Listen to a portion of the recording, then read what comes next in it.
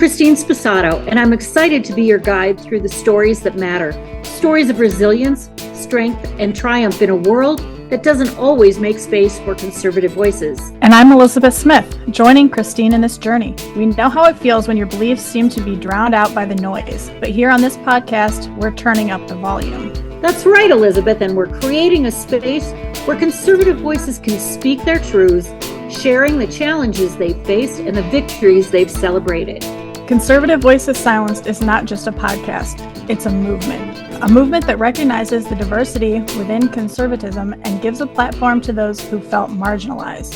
So whether you're a conservative looking for reliable stories or someone curious about the experiences of those with differing viewpoints, you're in the right place. Get ready for an engaging ride as we dive into the trials and triumphs of conservatives navigating a progressive world. We invite you to join us on this journey of discovery, understanding, and most importantly, amplifying voices that deserve to be heard.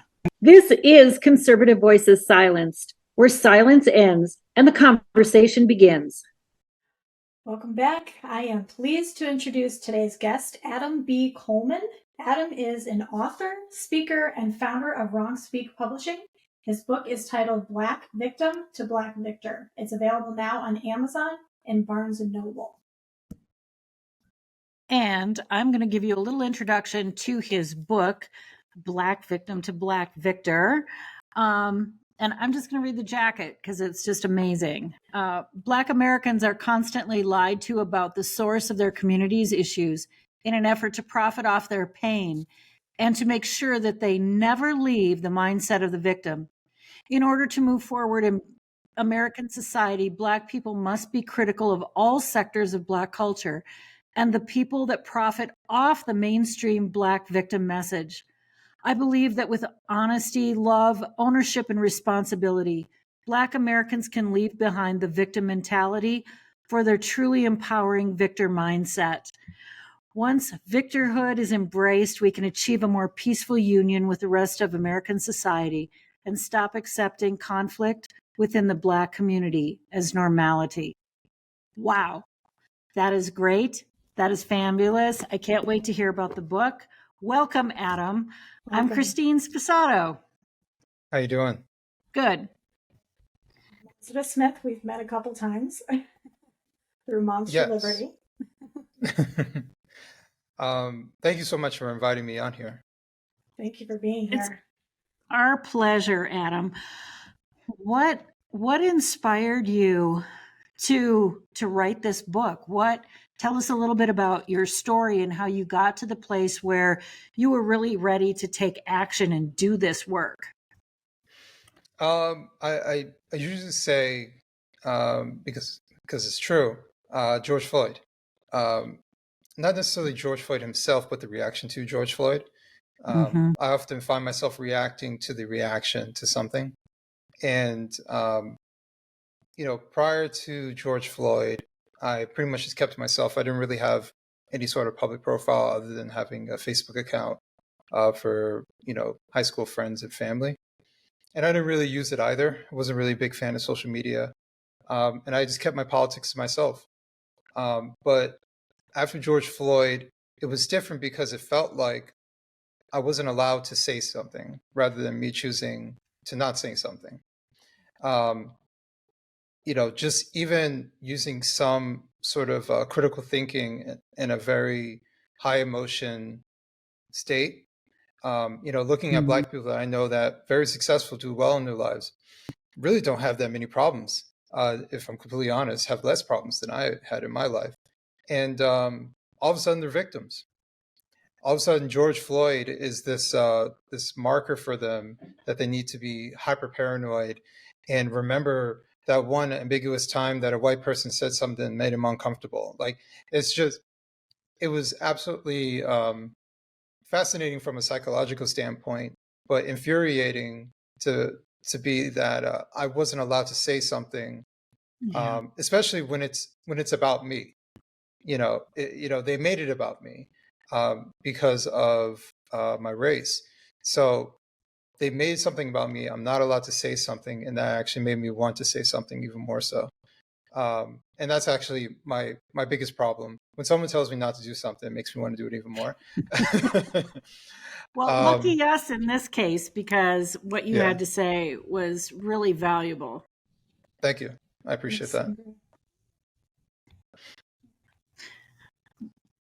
That is a great introduction. Do you want to tell us about the process of writing the book? And I'll give you a little context. I'm asking the question. I wrote a book, and I started it about a year ago, actually, and it was released in July.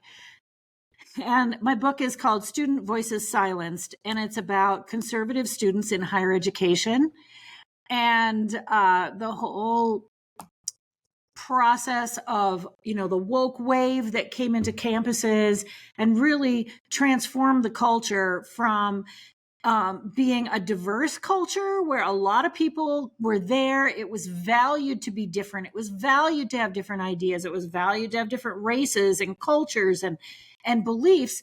And that funnel just got smaller and smaller and smaller until you could only believe one thing and only certain people were valued. And my process writing the book, it started out, I was very, trepidatious about doing it, very fearful because, the culture was saying, don't do it, don't talk, like you're saying, don't use your voice, don't speak out. And it was cathartic because over the process of writing the book, I found my voice and I was far more courageous about speaking out. But there was still these pockets of fear that even now I still bump up against and say, oh, I shouldn't talk about this in this group or this context or with these people. So how did you find your courage to write the book? And how did you get through those speed bumps of where you were feeling fearful or apprehensive or worrying about the judgment that you would get from other people? So it was when I think about it, it was a short process to get to the point of even just starting to write the book. So not feeling like I wasn't, feeling like I wasn't able to express myself led for me to want to find a way to express myself. So I actually wrote, and I republished it on my blog, but I wrote this long, factual-based post that was highlighting statistics, talking about economic statistics, parenting statistics, where for example, where the wealthiest Black people live in this country, what's the median income? I was just going down this long list of statistical facts, without giving my opinion, until I came to the very end, where I gave my analysis about basically what the book is about, that the most significant factor that I see is the separation of family. That seems to be the most significant and impactful factor at hand. And I would say mostly positive responses, because it wasn't about George Floyd. It was somewhat about race, but not entirely. It was about economics, it was about family. So I wasn't triggering people the way that maybe people were ready to be triggered. I did trigger a couple, and that's to be expected with anytime you voice an opinion online. But I think for the most part, people appreciated what I wrote because it was void of emotion in a very high emotion environment. And people appreciated that. I also went onto a free speech forum where I basically said how I really felt. And I wanted to know, am I the only one that feels this way? Am I crazy? And, I found out that I am not the only one that feels this way, and I am not crazy. And I actually got a lot of positive responses, so much so that people would send me private messages saying, how you explained yourself is really good. You should write more often. And to kind of go back a little bit, I would say probably a year, maybe less than a year prior, I wanted to write a book, but I didn't know what to write a book about. My motivation was to leave something behind for my son as like a legacy thing, something for him to remember his father. And I had an idea about questioning things, but because I was personally going through like a transformation, like questioning things that I thought and using critical thinking, but I couldn't figure out where to go. I think I sat down like for one day and tried to write, and that was it. But this started off with me just saying, I think I have something here. So I just let me write about race, and it just over a series of months. It took me about 9 months from start to finish to just figure out and iron out what I wanted to be. Mind you, I don't have any formal training in writing. I didn't even graduate from college. I didn't go to college. I went to tech school. So writing is not my forte, you know, or anything like that. But one thing I do know is how to communicate with people. And I understand psychology a decent amount, so much so that, because you guys have read the book, I've had psychologists tell me that my analysis is actually correct about childhood development, psychological processes and things like that. So, because it's been an interest of mine for a number of years. So I felt really good about being validated behind that. Like I'm not just, I am not accredited, but I had accredited people validate. Yeah, that counts a little bit. But I would say that, no, I guess my point is that it was definitely an interesting process to go through to figure out how exactly you want it to look like. I know about 3 months in, I actually had to go back and rewrite everything that I wrote before because when I started writing, I was more frustrated and I was more antagonistic. And the more I wrote and the more I researched and the more I looked into stuff, I became more empathetic, which is like how I really am. And when I would go back and read, I was like, oh, I sound kind of antagonistic here. I need to change that. So I kind of just went side by side and wrote it in my new voice, or my real voice, I should say. And also my writing style was improving. So I went back and rewrote it. So I'm really happy when people say, you know, the common thing that people often tell me is like, you put your arm around our shoulder and you're just telling us, you know, some truth with some love. And that's exactly what I was trying to go for. Well, you nailed it. It Thank you. is a great book. So well written. Thank Just you. so well written. And you know, what really comes through is the, you know, the logical part of it, the factual part of it, but then also the heart. The heart comes through. And so it's a great book. Highly recommend. Thank you. I appreciate that. Yeah. You want to talk about Wrong Speak Publishing and how that came about? Yes. So Wrong Speak started as a blog. I actually started it in the middle of writing the book. It was a way for me to kind of complain about stuff while I was writing the book. But then I actually, for a short period of time, I stopped contributing anything to it. Not a lot of people were reading it anyways, but I stopped writing to it so I could concentrate on finishing the book. Once the book was finished, I realized that I really don't need Wrong Speak for myself, but I wanted Wrong Speak to be for others. So I would occasionally write for Wrong Speak, but my motive was to encourage other people to write for Wrong Speak. So then I would like seek out people. So I would see like a thread, or I would see someone make a statement, and then I'll reach out to them like, hey, do you mind writing an article about this? And so many people, like just regular people, these aren't aspiring writers, or just regular people, felt really good about having an opportunity to write something and someone actually care and be heard. It was cathartic for them, and I understand what that feels like. So that's when I realized I wanted Wrong Speak to be something like bigger than myself. Officially sometime last year, I decided that I am not contributing anything to Wrong Speak anymore. Wrong Speak is for the people. And since then, we've grown. pretty well, to be honest with you. I no longer write for Wrong Speak. Now we have a staff. We have some columnists. We mostly have volunteer guest articles, just people who appreciate the opportunity to be published. And now we are about 5 to 6 days a week. We have at least one opinion article. Right now, we're working our way up, but we're about like 3 to 4 times a week. We now have news articles. We have journalists on staff. So quite literally, it's turned into something more than myself, which is what I wanted. And now we are getting into book publishing besides my own book. So we just published our first book, The Luminescence Manual. Wow. Yeah. So, wow. Yeah. And this is all like the book publishing part, I didn't foresee.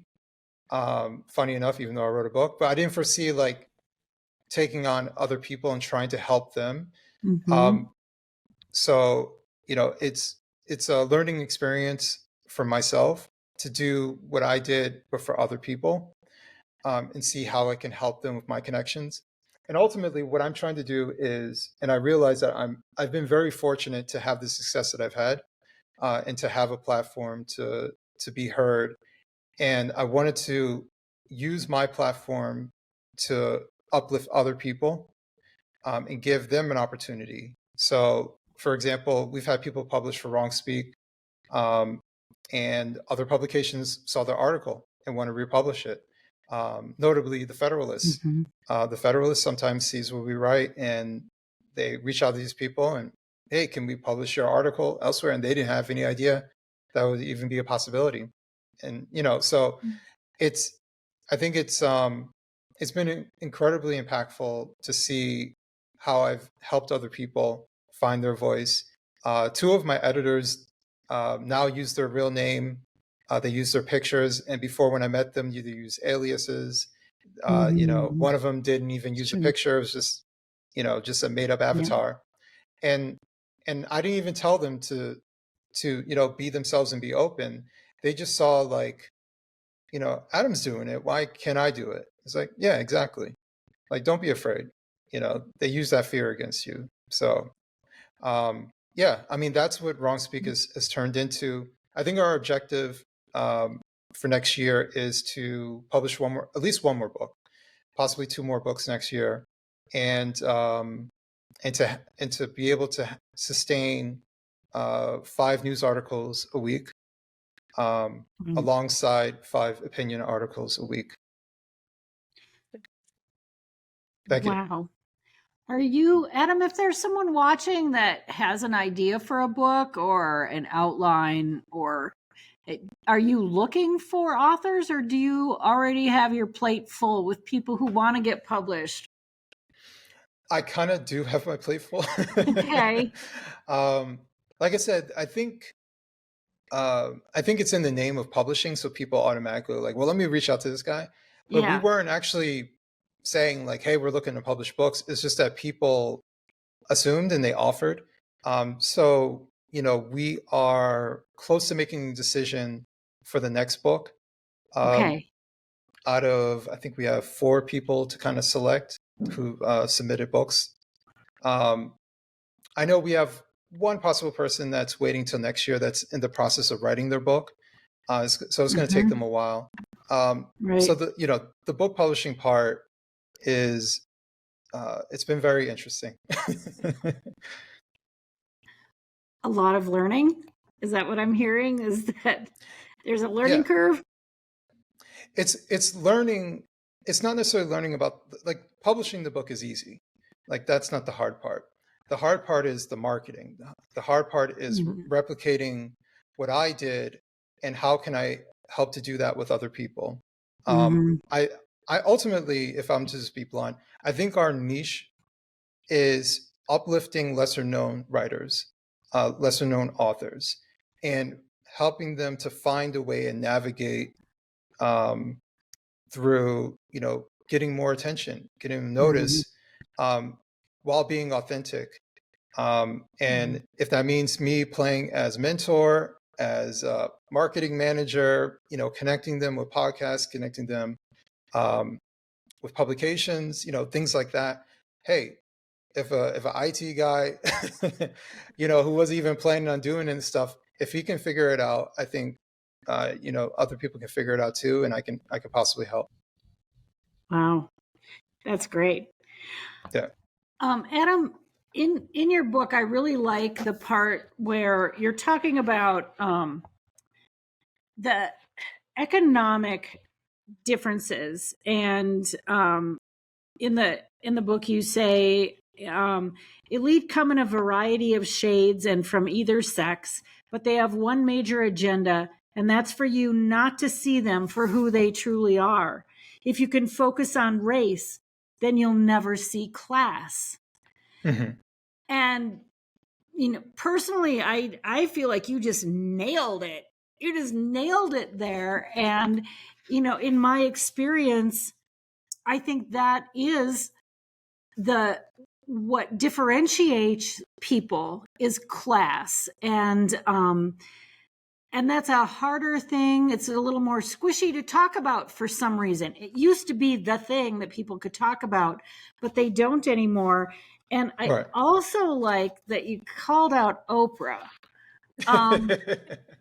So Yes. Can you tell us a little bit about that? How you came to that conclusion, being able to talk about class within this such complex dynamic of race, and then these elite African Americans that have a economic social status that aren't really there and available to be able to help the people that they claim, that they say that they're going to help, and the things they're going to do. So can you talk some more about that? Sure. When I write articles, and frequently when I write articles talking about race for different publications, I try my best when it's relevant to bring up the class element, because that, to me, that's like the most common element that comes up that no one talks about. So when everybody sees like New York Times BS article, and I'm like, all right, the author of it is Black, but there's a lot of Black people who don't agree with this. So the Black part isn't as relevant. But how come I see white, Black, Hispanic, Asian, right? But they all say the same type of stuff. Why is that the case? And then you start looking in the background, Ivy League schools, middle, upper middle class, upper class. And I'm just looking at this. I'm like, what kind of life are these people leading for them to believe the stuff that they're saying, right? And I think there's a lot of egotism that comes with it. Like if you attend Princeton, right, you're probably told that you're special, right? Because you're an elite school and not everybody can get in. So which means that at this elite school, everything that is here must be elite as well, including the ideas.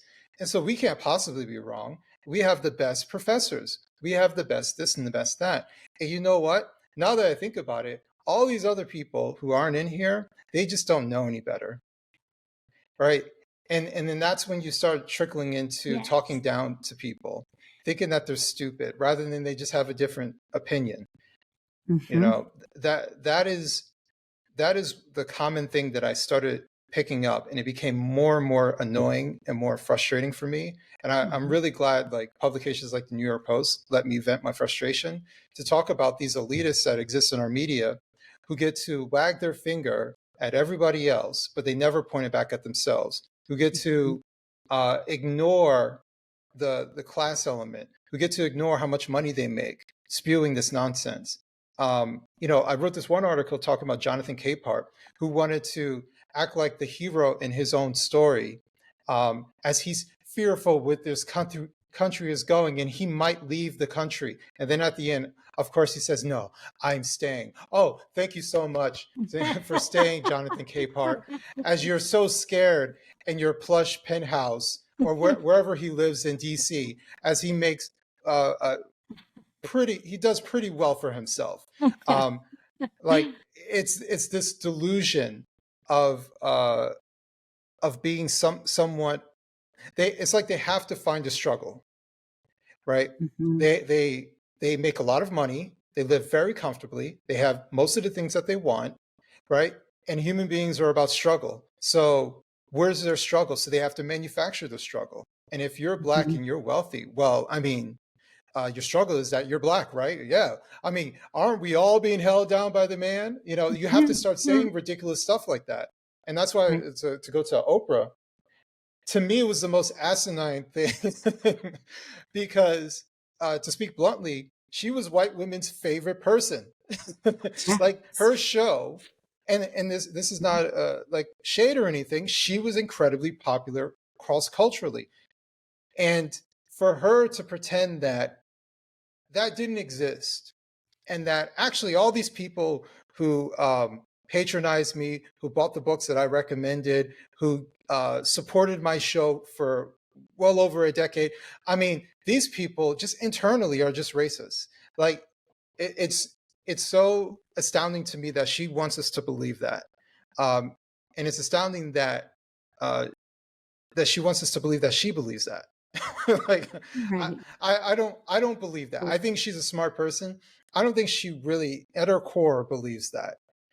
Some people I think are indoctrinated, and I think they are true believers, but some of these people I don't really think they believe the stuff that they're saying, not to their core.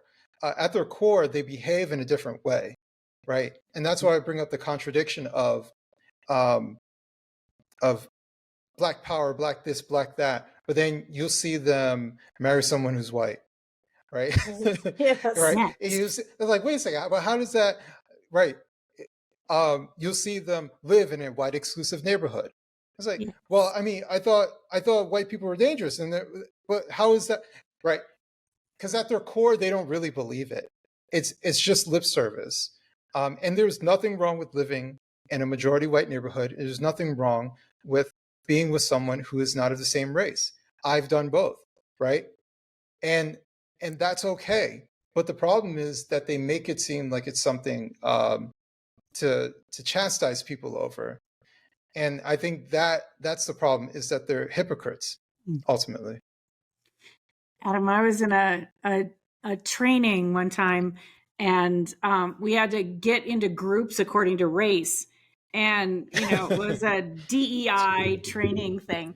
And all these people that were, brown, Black, minorities were in this group together. And they realized when we had to come back into the big group and process, how that works. They came back and they said, we all realized that we're all married to white partners, every one of them. And it was sort of like, the mic drop. They didn't know what to do with that. The room was silent. Everybody was supposed to, process what we learned in the, during the exercise, and they couldn't process it. They just didn't know what to say or what to do. They were just quiet. Mhm. And they said, well, we got to think about that. So to your point, I think it's something that's so deep that they don't really realize that they don't believe the rhetoric at a a core level, at a soul level. It's Right. not what they believe. It's because that's not how their life looks. Yeah. But It's like if someone told me that they're scared of dogs, right? If I bring a dog around them, they don't have to think, they just react, right? They run away from the dog, they're scared of dogs. At their core, they are afraid of dogs. So it's not a thinking thing, it's a reaction, right? Mhm. Because that you truly believe dogs are scary and you just react to it.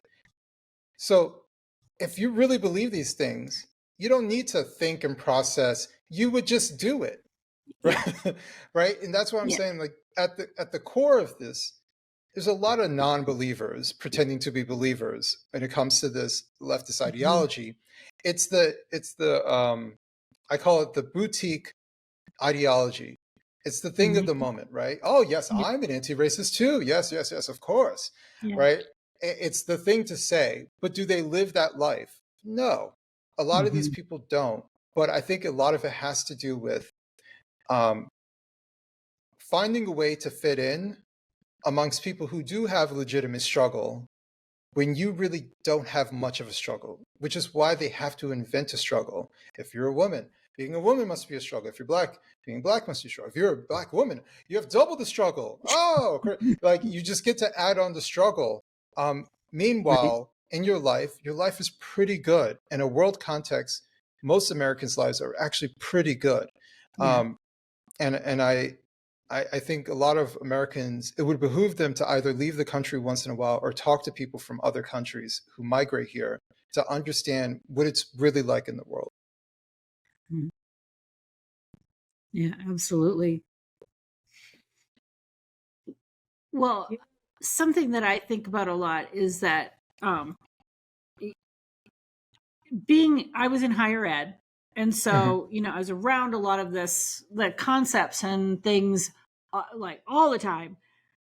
And one of the things that I think is there is validity to white privilege.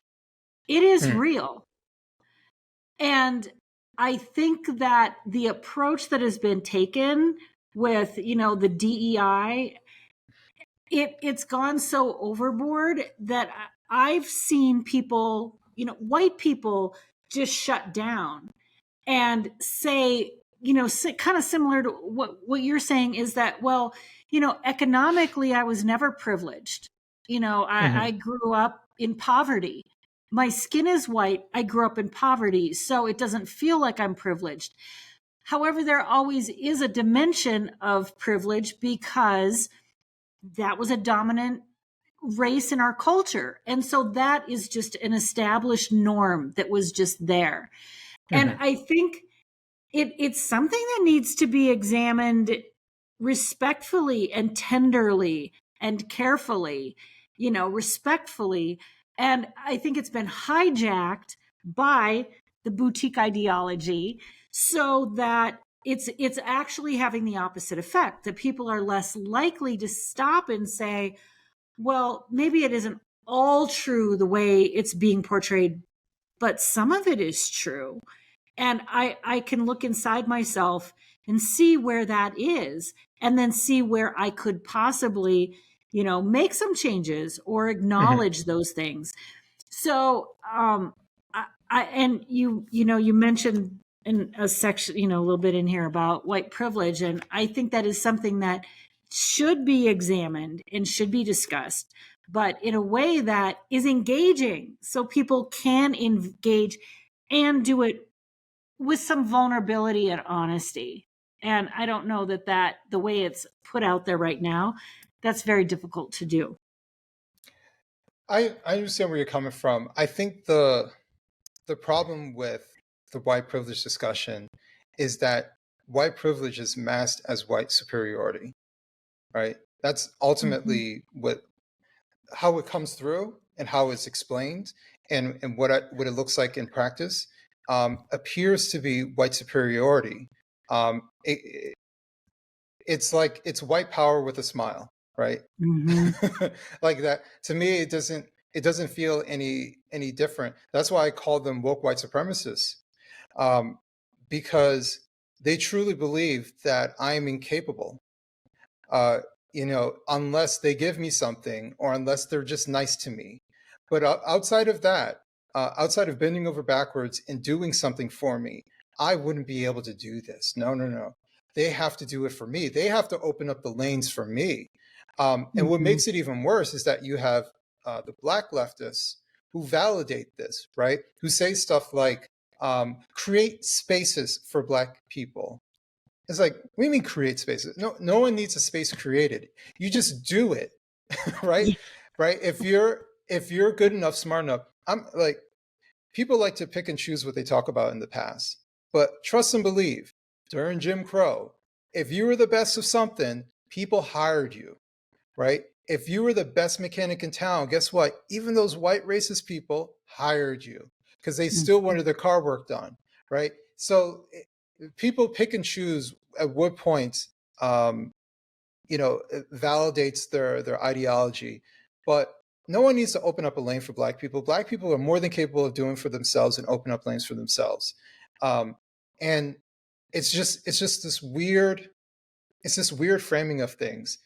Also, is there such thing as white privilege? Yeah, possibly, but like not in the way that they're framing it. I think there's all types of privilege. There's American privilege. I've been to other countries, and I quite literally had someone hug me when they found out I'm American. I'm pretty sure they don't do that for everybody, right? So I'm sure there's all types of advantages. That's really what they're talking about. Is that some people have slight advantages than others. Some advantages aren't that significant, and some are, right? Yeah. Some advantages are significant at certain moments, and other times they're not. There's female privileges at certain moments, and there's male privilege at certain moments, right? So like to me, it's like this goes back to finding a struggle, right?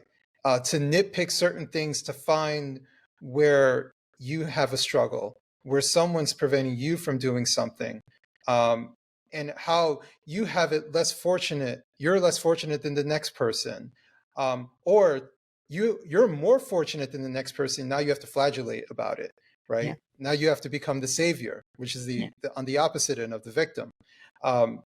So if you're a white male who's straight, guess what? You got to flagellate. You know. Mm-hmm. So Yeah. So you had mentioned in the little write up there about attending the ARC conference, and I had never heard about it. I had yeah, to look that up. Would you mind going into a little more detail about what that is? yeah, absolutely. So the ARC conference stands for Alliance. Was Alliance for Responsible Citizenship. It was formed actually this year. It was Okay. formed in April, and it was created as a response to the World Economic Forum. So where the World Economic Forum brings the elites, let's just say the elites of different industries together to figure out how they can dominate society and shift it and change it into a way they think it should look like. ARC was created to find a way to uplift people. So instead of top down, it's from bottom up. That kind of approach. But to be honest with you, it's one big networking event, like in a positive way. I don't mean that in a derogatory way. It was 1,500 people from 73 countries. It was invite only. So everybody who was there was invited specifically to be there. It was people from all different types of industries. So you have writers, commentators like myself. I met some colleagues of mine out there that I already knew, podcasters, politicians, current politicians, former politicians, the former prime minister of Australia, UK, was there. The former prime minister of Slovakia, I met him as well, was there. Dr. Oz was there, got to meet him. Jordan Peterson actually is the one who's spearheading the event. So, his hands were all over it. And I think that was a motivating factor for a lot of people to get involved, is because they found out that he's largely part of it. It was 3 days long. It wasn't speaker heavy. It wasn't a rah-rah cheerleading event. It actually felt much more of like a purpose, like there was some sort of purpose. But at the same time, there was no purpose other than to put us all in the same room. Wow. And I remember like the first day, everybody was like, so what do you think is going to come from this? I don't know. Like everybody's like, so, what's going to come from it? I don't know. But one thing I'll say is they had, so it was from like, I would say like 9 to 5 for 3 days. But I attended one after hours event, which was on the first night. They did it by regions. So I attended the one that was for North America. And you had to sign up beforehand because there's limited slots for you to attend. But when I went in there, it was basically like they had not cigarette. They had like 3 cigar rooms, sorry. And, in open bar. And they had like 3 quick little speeches, one by Senator Mike Lee. He was there. He gave a speech, and a parliament member from Canada. She spoke real quick. and another guy who was hosting the event. But the guy who's hosting the event, at the end, he said, now go over to someone you don't know and talk to them. Like, and to me, that encapsulated the entire thing. The whole point was for us to get together and talk to somebody that we normally wouldn't talk to. And if we're there, that means that we're somewhat of some sort of importance, right? So let's talk to each other. How can we benefit each other? And I think that ultimately was the point of ARC, is that there's an element of collaboration that has been missing, especially amongst the center right, political right, that exists on the left. And that collaboration effort, whether it's between politicians and writers, or or think tanks. There are people part of think tanks that were there, and I connected with a couple, and I'm trying to figure out how I can help them and how I could support. Right, I wouldn't have been able to know who these people were if it wasn't for this event. Meeting someone like Dr. Oz and sending him a copy of my book. Dr. Warren Farrell, he was there. I got to meet him and thank him for his book. All these different things, these different moments to kind of pull us all together specifically to engage with each other. There wasn't really a VIP. There was none of that. We were all there and taking up the same space, interacting with each other. There were lots of breaks. There were tea breaks, lunch. There was lots of that. If you didn't want to listen to the speaker and you wanted to talk to somebody, you could do that, right? You weren't being forced to listen to 85 speeches that you don't care about, right? It was very well balanced, because we've all been there. Yes. Yeah, it was. It was very well balanced. It would be a speech, maybe a panel, break, speech, panel, break. It was something of that nature. And I after the 3 days, I was like, I get it now. I get why we were all placed here, and I just hope other people get it too. Like, you were placed here because someone thinks you should be here. You're placed here because you're supposed to be here. And that's how I kind of reconciled my invite, which I didn't, just like you, I didn't know ARC even existed, right? I didn't know about it until someone invited me. And I got to meet her in person for the first time. Katie Faust was actually the one who invited me. She was on the invite committee, which, by the way, I'm going to be in her documentary in 2024. So Congratulations. keep an eye out for that. Yeah, thank you. Wow. And this goes back to relationship building. I realize, and I'm sorry if I'm like deviating a little bit from ARC, but like, you're fine. I realized one of the best things to do is to network. And the number one thing that a lot of people don't do is network, right? I utilize Twitter as a genius networking app, right? Yeah. For someone who's in a particular industry, everybody's there, especially politics. It's the most political environment. Everyone part of politics is there. So why wouldn't you be on there to network with these people? I've been invited to the DeSantis camp. I've been invited to the inauguration for DeSantis and his re-election event, right? They just invited me because I showed some support, but also because I've interacted with the DeSantis team.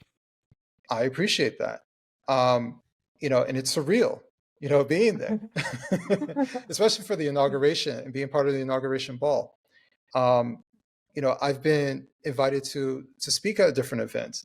I've been invited to write for publications like the New York Post was purely by accident. How I got connected onto Newsweek was because of a tweet that I sent out, and Batya, the opinion editor, saw it, right?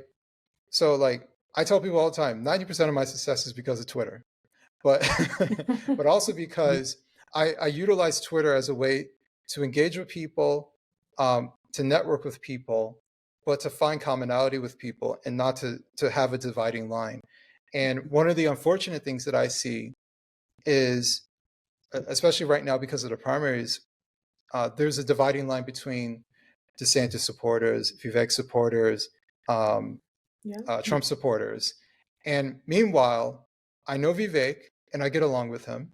I know people part of the DeSantis team and get along with them. And I know some people who interact with Trump and I get along with them, right?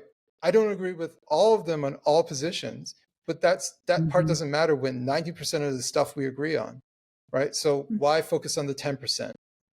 That's kind of my general mindset. Yeah. And that is what's one of the things that is going wrong right now is, we need more, like you said, finding things that we have in common than a divisive things. It's true. Yeah, exactly. Yeah. Well, we're winding down. Is there anything else, Adam, that you want to share with us that before we close? I will be working with a new media company soon. It's called Thirst Media. It's headed by Monica Matthews, and probably looking to launch, I think, in February. But I've been working on a series called Breaking Bread. Yes, I've seen your videos. You've seen that? Yes. Yes, they're fantastic. I appreciate that. Yes. But the emphasis behind Breaking Bread was to mimic what I've been doing. I started traveling years ago, bouncing around Europe primarily, and I would end up going back to places because I would meet people and I became friends with them. But some of it just started off as just chance encounters, and over a meal, we're just talking. And I love talking about politics with people who aren't from America. So I wanted to see what they thought, how do they think, and have them ask me questions. I remember one time I was in a room with a Swedish kid, a girl from Korea, and I think a girl from China.